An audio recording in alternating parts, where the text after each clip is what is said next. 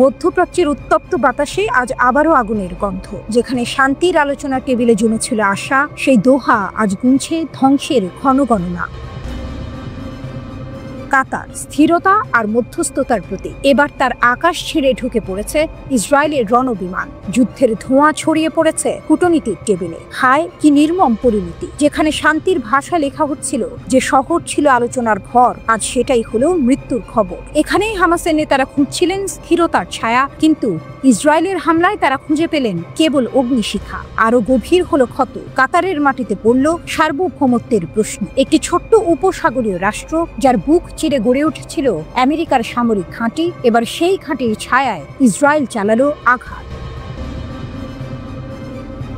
এবং আঙুল উঠল, হ্যাঁ, সেই হাতল আমেরিকার মুঠোয় ছিল। এই আঘাতের পরে শব্দ তুলল তেহরান। ইরানের সংসদ থেকে উঠল বজ্রধ্বনি। মার্কিন সেনারা চলে যাক, কাতারের আকাশে উঠুক ইরানের হাইপারসনিক ক্ষেপণাস্ত্র।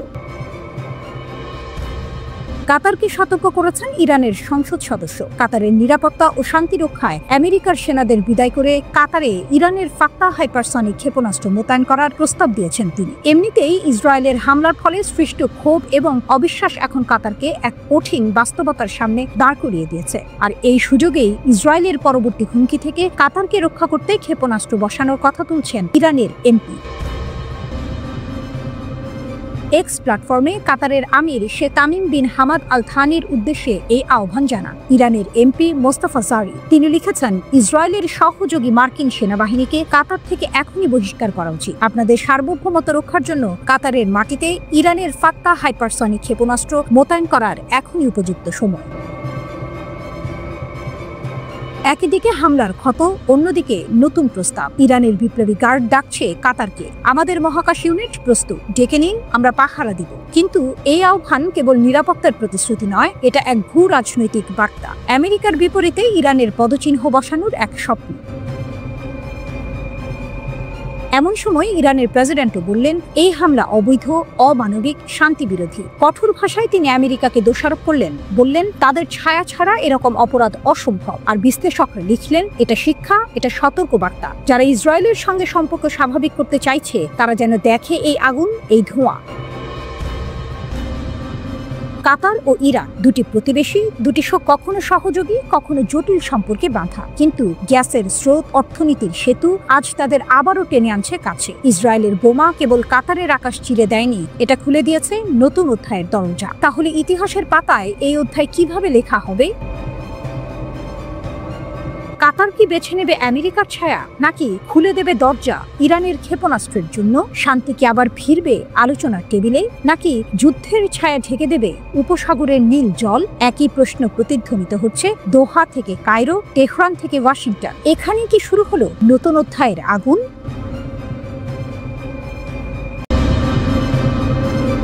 কাতারের উপর ইসরায়েলের হামলার পর উপসাগরের পাল্টা হিসাব। রাত তখনও নামেনি। দোহায় হামাস কর্মকর্তাদের বৈঠক চলছিল নিঃশব্দে। হঠাৎ আকাশ কাঁপিয়ে গর্জে উঠল ড্রোন ও যুদ্ধ বিমান। মুহূর্তেই ভেঙে পড়ল কাতারের আকাশের নিরাপত্তা। 6 জন নিহত, তাদের মধ্যে একজন কাতারের নিরাপত্তা কর্মকর্তা। হামাসের কোনো শীর্ষ নেতা না মরলেও ইতিহাসে নতুন অধ্যায় লিখে ফেলল ইসরায়েল। কারণ এবারই প্রথম তারা উপসাগরীয় সহযোগিতা পরিষদ জিসিসি এর এক সদস্য দেশের মাটিতে সরাসরি হামলা চালালো। কাতার, যে দেশ নিজেকে মধ্যস্থতাকারী ও শান্তির দূত হিসেবে তুলে ধরতে গর্ববোধ করত, সেই দোহাই যুদ্ধের আঁচে দগ্ধ। প্রশ্ন একটাই, এবার জবাব কি হবে? কূটনীতির মঞ্চে পাল্টা আঘাত। লন্ডনের কিংস কলেজের নিরাপত্তা বিশেষজ্ঞ আন্দ্রেয়াস গ্রিক স্পষ্ট বললেন, কাতারের প্রথম অস্ত্র হবে কূটনীতি ও আইন। জাতিসংঘের নিরাপত্তা পরিষদে নিন্দা প্রস্তাব, আরব লীগে তীব্র নিন্দা, ওআইসিতে যৌথ প্রতিবাদ। সব জায়গায় ইসরায়েলকে কোণঠাসা করার পরিকল্পনা চলছে। কাতারের পররাষ্ট্র মন্ত্রণালয় ইতিমধ্যেই আইনজীবী দল গঠন করেছে। আদালতের কাঠগড়ায় ইসরায়েলকে দাঁড় করানোই এখন তাদের কৌশল। সামরিক প্রতিশোধ। প্রশ্ন জাগে, কাতার কি ইসরায়েলের ওপর সরাসরি পাল্টা হামলা চালাবে? গ্রিকের জবাব, না, কাতারের সে সক্ষমতা নেই, ইচ্ছেও নেই। তবে আকাশ প্রতিরক্ষা ব্যবস্থায় বিনিয়োগ বাড়ানো এবং জিসিসির মধ্যে নতুন সম্মিলিত নিরাপত্তা জোট করার আলোচনা শুরু হয়েছে। দোহা এখন ভাবছে ইসরায়েলও তাদের জন্য সমান হুমকি। উপসাগরীয় দেশগুলোর ঐক্য। সবচেয়ে নাটকীয় মোড় এসেছে এখানে। দীর্ঘদিন বিভক্ত উপসাগরীয় রাজতন্ত্রগুলো এখন একে অপরের দিকে হাত বাড়াচ্ছে। সংযুক্ত আরব আমিরাতের প্রেসিডেন্ট মোহাম্মদ বিন জায়েদ দোহায় গেছেন, এরপর সৌদি যুবরাজও পৌঁছেছেন। 2017 সালের ভয়াবহ অবরোধের তিক্ততা যেন এক ঝটকায় মুছে গেছে। এক প্রতিবেশীর উপর বিমান হামলা গোটা উপসাগরকে কাঁপিয়ে দিয়েছে। আমিরাত পর্যন্ত ইসরায়েলের কর্মকাণ্ডকে বিশ্বাসঘাতকতা বলেছে। এই ভাষা এর আগে খুব কম শোনা গেছে। যুক্তরাষ্ট্রের বিশ্বাসযোগ্যতা প্রশ্নে।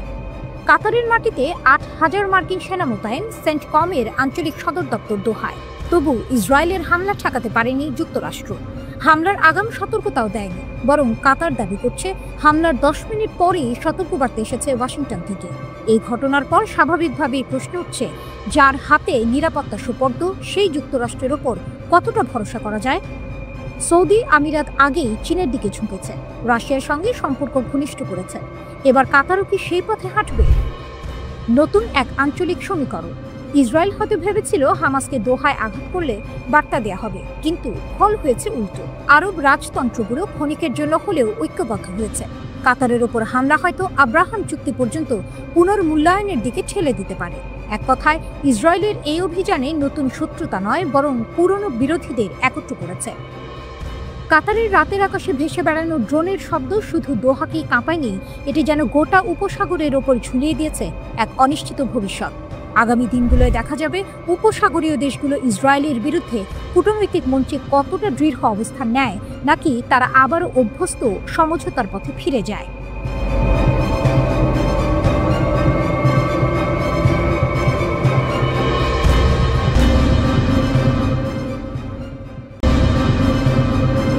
কাতারে ইসরায়েলের হামলা এক নতুন বিপদের সূচনা।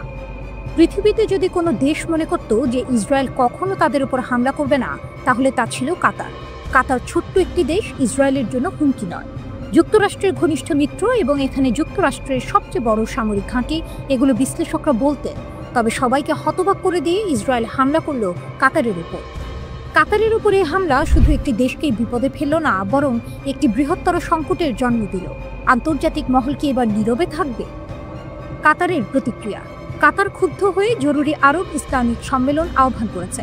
কাতারের প্রধানমন্ত্রী বলেছেন, আমরা আশা করি সম্মেলনটি অর্থপূর্ণ হবে এবং ইসরায়েলকে এই আগ্রাসন থেকে বিরত রাখতে কার্যকর পদক্ষেপ নেবে। কাতার শুধু প্রতিরোধ করবে না, বরং সম্মেলনেই ঠিক করবে ইসরায়েলের বিরুদ্ধে কী পদক্ষেপ নেওয়া যায়।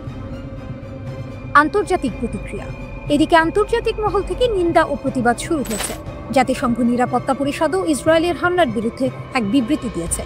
এক জরুরি বৈঠকে 15 সদস্য রাষ্ট্রই কাতারের সাথে সংহতি প্রকাশ করেছে এবং পরিস্থিতি প্রশমনের আহ্বান জানিয়েছে। এমনকি যুক্তরাষ্ট্র এই বিবৃতির সাথে একাত্ম হয়েছে, যা অনেকটা অবিশ্বাস্য মনে হতে পারে, কারণ যুক্তরাষ্ট্র প্রায়ই ইসরায়েলকে সমর্থন করে এসেছে। সৌদির সতর্কতা। সৌদি আরবও এই হামলা নিয়ে গভীর উদ্বেগ প্রকাশ করেছে। তারা সতর্ক করেছে, এই হামলার কারণে মধ্যপ্রাচ্য পরিস্থিতি আরও খারাপ হতে পারে। সৌদি আরব কাতারের প্রতি পূর্ণ সমর্থন জানিয়েছে এবং কাতারের সার্বভৌমত্ব রক্ষায় যে কোনো পদক্ষেপে সাহায্য করার প্রতিশ্রুতি দিয়েছে। ইসরায়েলের দাবি। তবে ইসরায়েলের প্রধানমন্ত্রী বেনিয়ামিন নেতানিয়াহু হামলা নিয়ে কোনো অনুশোচনা প্রকাশ করেননি। তিনি বলেছেন, হয় সন্ত্রাসীদের দেশ থেকে তাড়াতে হবে, নয়তো তাদের বিচারের আওতায় আনতে হবে। তবে প্রশ্ন, এই হামলা কি কাতার ও তার মিত্রদের জন্য নতুন বিপদের সংকেত? যদি ইসরায়েল এমন একটি দেশেও হামলা করতে পারে যেখানে যুক্তরাষ্ট্রের সামরিক ঘাঁটি রয়েছে, তবে পরবর্তী টার্গেট কোথায়? কাতারের ওপর হামলা শুধুমাত্র একটি দেশকেই নয়, বরং পুরো অঞ্চলের নিরাপত্তা ও শান্তির পক্ষে বড় ধরনের হুমকি হয়ে দাঁড়িয়েছে। কাতার জানিয়ে দিয়েছে তারা একা নয়। আন্তর্জাতিক সমর্থন এবং সৌদি আরব, জর্ডান সহ অন্যান্য দেশের সহযোগিতা এই সংঘাতকে আরও জটিল করে তুলতে পারে। আর এখন সবার চোখ এই মুহূর্তে ইসরায়েলকে পরবর্তী পদক্ষেপ নিতে দেখার দিকে।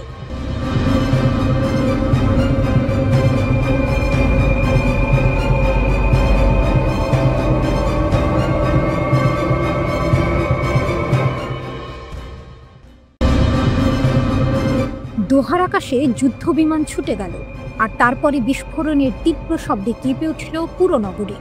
কাতারের হামাস সদর দপ্তরে ইসরায়েলি হামলা কেবলই স্থাপনার ওপর আঘাত নয়, এটি ছিল কাতারের সার্বভৌমত্বের বিরুদ্ধে প্রকাশ্য আগ্রাসন। পুরো আন্তর্জাতিক মহল হতভম্ব। এই ঘটনা শুধু কাতারের জন্য নয়, বরং গোটা মুসলিম বিশ্বের জন্য নতুন বিপদের সংকেত। কাতার কি একা থাকবে, নাকি তার পাশে দাঁড়াবে কেউ? যুদ্ধের এই পরিস্থিতি কেবল একটি দেশকেই বিপদে ফেলবে না, বরং তা এক বৃহত্তর প্রতিরোধের অগ্নিসংকেত হয়ে উঠবে। ইরান একটি প্রতিশ্রুতি, তবে এই যুদ্ধে কাতার একা না। ইরানের সেনাপ্রধান general Abdur Rahim Musavi phone করেন কাতারের উপ-প্রধানমন্ত্রী ও প্রতিরক্ষামন্ত্রী সাউদ বিন আব্দুর রহমান আল থানিকে। স্পষ্ট ভাষায় ইরান জানিয়ে দেয় তারা কাতারের পাশে থাকবে শেষ পর্যন্ত।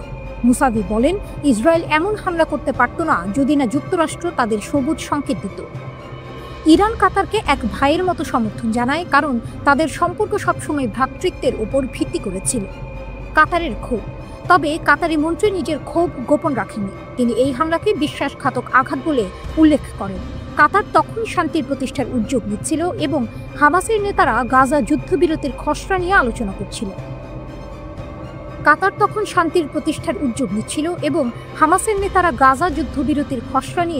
করছিল। কিন্তু ঠিক তখনই ইসরায়েল এই হামলা চালিয়ে কূটনৈতিক আলোচনা ভেঙে দেয়।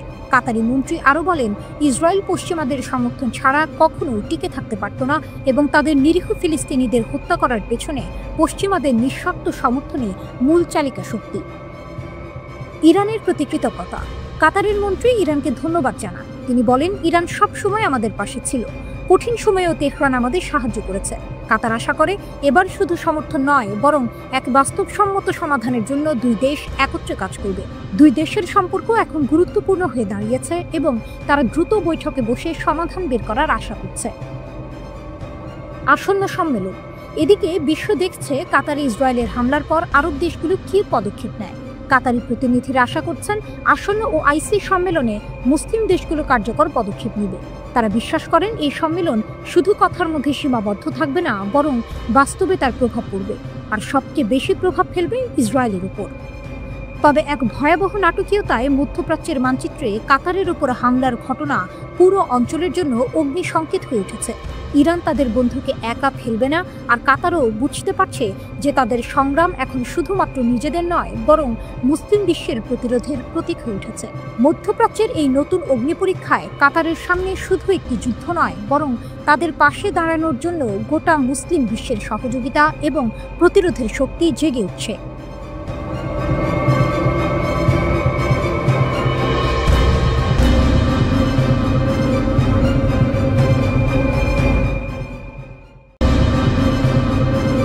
মধ্যপ্রাচ্যের বালুকাবেলায় ভেসে আসছে প্রস্তুতির শব্দ, আর এই শব্দের মাঝে একটি নতুন বার্তা ভেসে উঠছে, যে অন্যায়ের পথে চলে তার জন্য কোনো জায়গা নেই।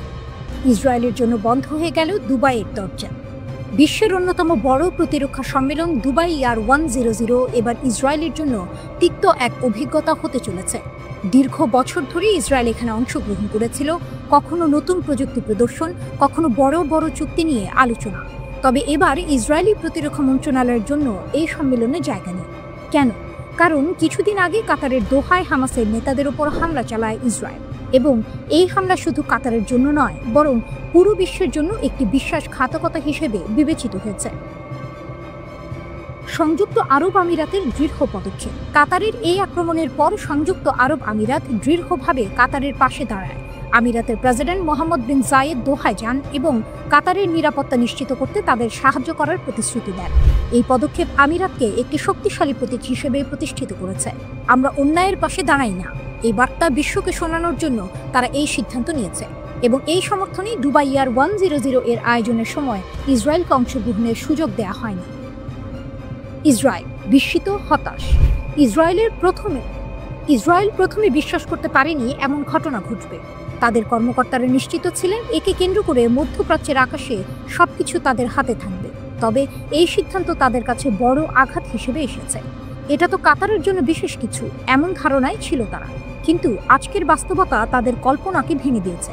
তেল গ্যাসে ভরপুর এই অঞ্চলে শক্তির ভারসাম্য যে এক মুহূর্তে পাল্টে যেতে পারে তা তারা বুঝতে পারেনি। আমিরাতের শক্তি, ন্যায় এবং একতা। যেখানে ইসরায়েল শক্তি প্রদর্শন করেছিল, আমিরাত সেখানে ন্যায় এবং একতা প্রদর্শন করেছে। তাদের এই দৃঢ়তার ফলে তারা আরব বিশ্বের এক বড় নেতা হয়ে উঠেছে।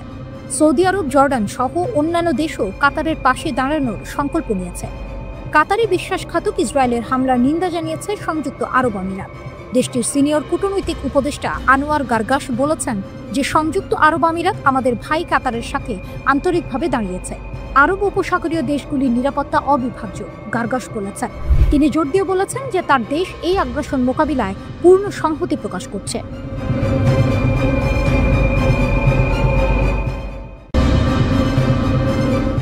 কাতারের পর এবার কার পালা? কি অপেক্ষা করছে তুরস্ক, মিশর বা ইরাকের মতো দেশগুলোর জন্য? সম্প্রতি ইসরায়েল কাতারের রাজধানী দোহায় হামাস নেতাদের লক্ষ্য করে বিমান হামলা চালায়, যা পুরো মধ্যপ্রাচ্যে এক নতুন উত্তেজনা সৃষ্টি করেছে। কাতার, যা দীর্ঘদিন ধরে হামাস এবং ইসরায়েলের মধ্যে আলোচনার কেন্দ্রস্থল হিসেবে কাজ করে আসছিল, এখন নিজেই লক্ষ্যবস্তু হয়ে দাঁড়িয়েছে। এই হামলা শুধুমাত্র কাতারের বিরুদ্ধে ছিল না, এটি পুরো অঞ্চলের উপর ইসরায়েলের শক্তির প্রদর্শন হিসেবে দেখা হচ্ছে। এটি আন্তর্জাতিক রাজনীতির জন্য এক বড় ধরনের বার্তা। ইসরায়েল যে কাউকে লক্ষ্যবস্তু করতে প্রস্তুত, যেখানে তাদের প্রয়োজন মনে হবে। তাই বিশ্লেষকরা প্রশ্ন তুলছেন, কাতারের পর কে হবে পরবর্তী টার্গেট? তুরস্ক, হুমকি কিন্তু সম্ভাবনা কম। তুরস্ক, যেটি ন্যাটো সদস্য দেশ, ইসরায়েলি হামলার সম্ভাবনা সঠিকভাবে কম বলেই মনে করা হচ্ছে।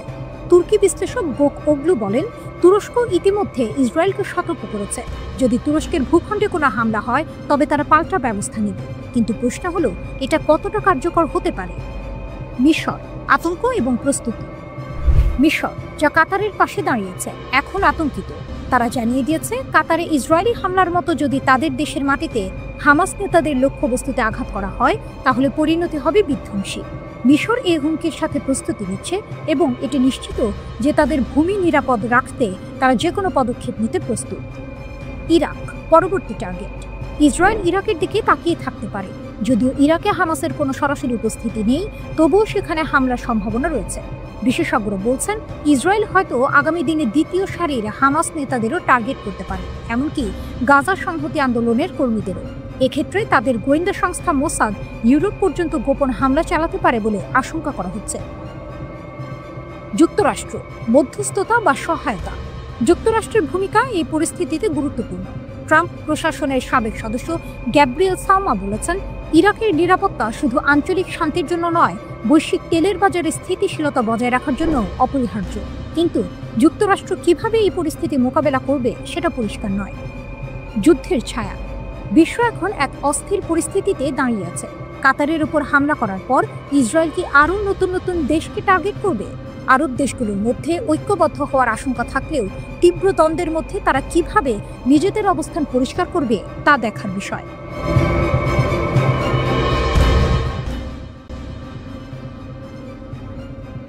হুথিদের বজ্রাঘাত, তেল আবিব থেকে রামনের রণক্ষেত্র। ইতিহাসের বুক চিরে আবারও গর্জে উঠল ইয়েমেনের পর্বত থেকে উঠে আসা বজ্র। হুথিরা জানালো, ড্রোন, ক্ষেপণাস্ত্র, এমনকি হাইপারসনিক তীর ছুটে গেছে ইসরায়েলের দিকে। একসাথে, একযোগে এক অবিশ্বাস্য আক্রমণ, যেন আকাশের বুকে লেখা হলো প্রতিশোধের ঘোষণা। আমরা আঘাত করেছি, তাদের সেই দাবি রণাঙ্গনের ঢাকের মতো বাজল। ড্রোন আর ক্ষেপণাস্ত্র মিলে গড়ল এক অগ্নিঝড়, আর এই ঝড়ে টলমল করে উঠল সেই ভূমি যাকে পশ্চিমারা অদম্য দুর্গ বলে গর্ব করত। ইসরায়েলি প্রতিরক্ষা বাহিনী আইডিএফ সাহস জোগাতে বলল, আমরা একটি ড্রোন ভূপাতিত করেছি। কিন্তু সত্যি কি তাই? টাইমস অফ ইসরায়েল জানালো, আশ্চর্যজনকভাবে কোনো সাইরেন বাজেনি, কারণ তাদের ভাষায় এটাই প্রোটোকল। অথচ হঠাৎই কেঁপে উঠল নেগেভ মরুভূমির বুক। সাইরেন বাজলো রামন বিমানবন্দরের পাশে। আতঙ্ক ছড়িয়ে পড়ল, এ যেন ডজা ভু।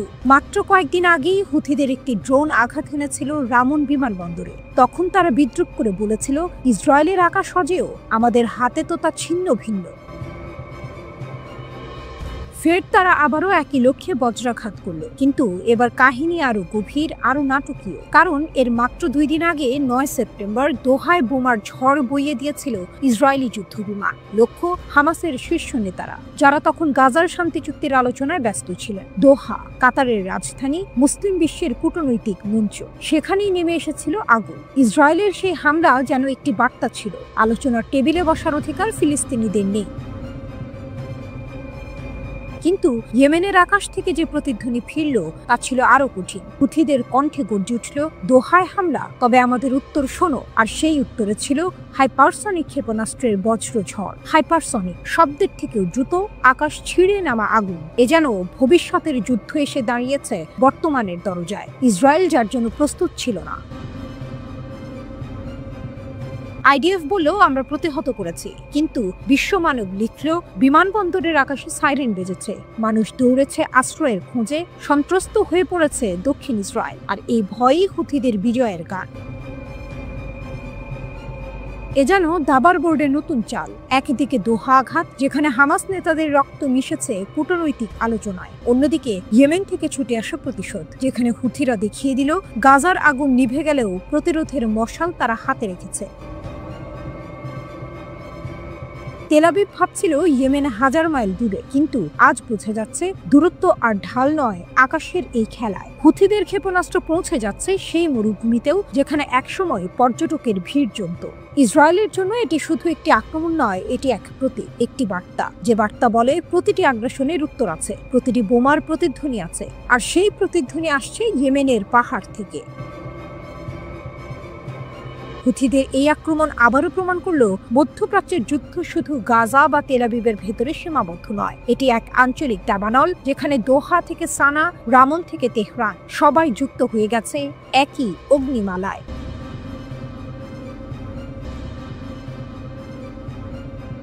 ইসরায়েলের বিরুদ্ধে মুসলিম বিশ্ব একজোট। আসন্ন আঞ্চলিক উত্তেজনার মধ্যে কাতার ঘোষণা করেছে তারা দোহায় একটি জরুরি আরব ইসলামিক শীর্ষ সম্মেলন আয়োজন করবে। এই শীর্ষ সম্মেলনটি বিশ্বকে জানিয়ে দেবে যে কাতার, সৌদি আরব এবং পুরো মুসলিম বিশ্বের একত্রে ইসরায়েলের বিরুদ্ধে সম্মিলিত প্রতিক্রিয়া জানাতে প্রস্তুত।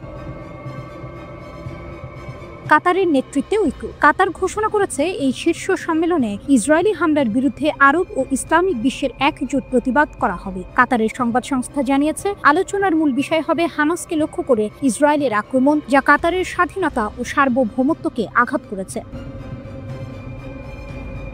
এই বিষয়ে সৌদি যুবরাজও মন্তব্য করেছেন, আমরা এই অঞ্চলে ইসরায়েলি দখলদারিত্বের আক্রমণ প্রত্যাখ্যান করছি। কাতারের বিরুদ্ধে যে হামলা হয়েছে তা আমাদের কাছে একটি গুরুতর নৃশংসতা। আমরা সব শক্তি দিয়ে কাতারের পাশে দাঁড়াতে প্রস্তুত।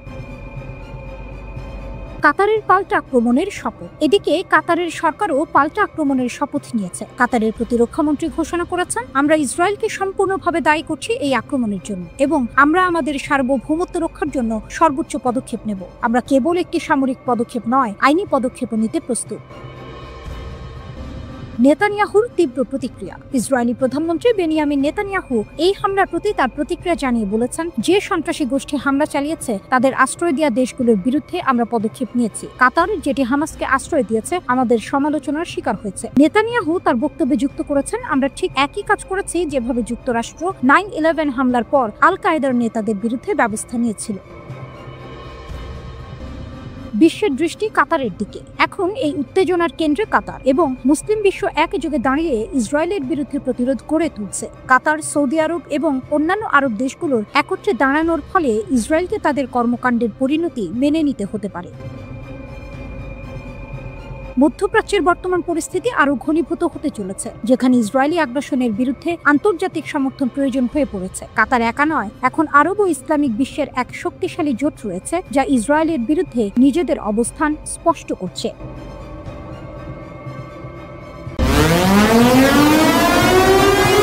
দক্ষিণ নেগেভ মরুভূমির আকাশে ভয়ঙ্কর সাইরেন। একদিকে সূর্য ওঠার আগেই হুথিদের ব্যালিস্টিক ক্ষেপণাস্ত্র আছড়ে পড়ে ইসরায়েলের আকাশসীমায়। 11 সেপ্টেম্বরের ভোটটা যেন মধ্যপ্রাচ্যের ইতিহাসে নতুন এক অধ্যায়ের সূচনা। 72 ঘন্টার মধ্যে 6টি দেশে ইসরায়েলের বোমার হানায় আরব বিশ্বের ধোঁয়াটে উত্তেজনা। ইসরায়েলি সামরিক বাহিনী জানিয়েছে, ইয়েমেন থেকে নিক্ষিপ্ত এই ক্ষেপণাস্ত্র বিমান প্রতিরক্ষা দ্বারা প্রতিহত হয়েছে। প্রাথমিকভাবে কোনো প্রাণহানি বা ধ্বংসের খবর পাওয়া যায়নি, তবে দক্ষিণ নেগেভের শহরগুলোতে সাইরেন বাজতে শুরু করে। আকাশে ভেসে উঠল যুদ্ধের আতঙ্ক, আর শান্তির স্বপ্ন যেন এক মুহূর্তে ছিঁড়ে পড়ল। এর কয়েক ঘন্টা আগে ইসরায়েলি জেট বিমান হামলা চালিয়েছিল ইয়েমেনের রাজধানী সানায়। আইডিএফ জানিয়েছে, এই বিমান হামলা হুথিদের পূর্ববর্তী ক্ষেপণাস্ত্র ও ড্রোন হামলার জবাবে করা হয়। সানা ও আল জাউফ অঞ্চলে হামলার লক্ষ্যবস্তু ছিল সামরিক ঘাঁটি, প্রচারণা অফিস এবং জ্বালানি ডিপো। একাধিক যুদ্ধ বিমান আকাশে, প্রায় ৩০টি যুদ্ধজাহাজ মোতায়েন করে ১৫টি লক্ষ্যবস্তুতে আঘাত হানার জন্য। ইসরায়েলি বিমান বাহিনী এটিকে তাদের দীর্ঘতম যুদ্ধকালীন ফ্লাইটগুলোর মধ্যে একটি বলে ঘোষণা করেছে। তবে যুদ্ধের গল্প এখানেই শেষ নয়। হুথিরা দাবি করেছে তাদের বিমান প্রতিরক্ষা সফলভাবে ইসরায়েলি বাহিনীকে পিছু হটতে বাধ্য করেছে। ইয়েমেনি এই সশস্ত্র গোষ্ঠী আরও বলেছে তারা গাজায় হামাস ও ফিলিস্তিনিদের পাশে দাঁড়িয়ে সংহতি প্রকাশ করে ইসরায়েলি আক্রমণ করছে। এই সংঘর্ষ কেবল স্থানীয় যুদ্ধ নয়, এটি মধ্যপ্রাচ্যের শক্তি, কূটনীতি এবং রাজনৈতিক টানাপোড়েনের প্রতীক। 18 মার্চ থেকে হুথিরা ইসরায়েলের দিকে 82টি ব্যালিস্টিক ক্ষেপণাস্ত্র এবং কমপক্ষে 35টি ড্রোন নিক্ষেপ করেছে। প্রতিটি হামলা যেন বলছে ইসরায়েলকেও চ্যালেঞ্জ জানানোর মতো শক্তি রয়েছে।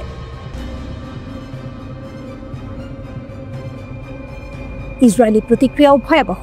আকাশে যুদ্ধ বিমান উঠছে, ক্ষেপণাস্ত্র ছোড়া হচ্ছে, প্রতিটি সেকেন্ডে নতুন উত্তেজনা। কিন্তু হুথিরা তাদের প্রতিরক্ষা ব্যবস্থা শক্ত করেছে। তারা জানে যুদ্ধ এখন কেবল সামরিক নয়, এটি হলো রাজনৈতিক, কূটনৈতিক এবং আঞ্চলিক প্রভাব বিস্তার। দক্ষিণ নেগেভের মরুভূমির শহরগুলোতে সাইরেন বেজেছে, মানুষ নিরাপদ আশ্রয় খুঁজছে। আকাশে ছড়িয়ে পড়েছে আগুনের ঝলকানি আর মাঠে ধ্বংসের চিহ্ন। কেউ জানে না এই উত্তেজনা কতদিন স্থায়ী হবে। ইয়েমেনি হুথি হামলা কেবল প্রতিরক্ষা নয়, এটি মধ্যপ্রাচ্যের শক্তি খেলার নতুন নিয়ম ঘোষণা করছে। যুদ্ধের মাঝেও হুথিরা দাবি করছে তারা গাজা ও ফিলিস্তিনিদের পাশে এবং তাদের প্রতিরক্ষা ব্যবস্থা ইসরায়েলি আগ্রাসনের বিরুদ্ধে নতুন ধাপের সংকেত দিচ্ছে। মধ্যপ্রাচ্য এবার থমকে আছে। আকাশ, মরুভূমি, শহর সবই যুদ্ধের নাটকের অংশ। হুথি, ইসরায়েল, গাজা এই ত্রয়ীর লড়াই এখন কেবল সামরিক নয়, এটি হলো ইতিহাসের, কূটনীতির এবং রাষ্ট্রের মানসিকতার পরীক্ষা।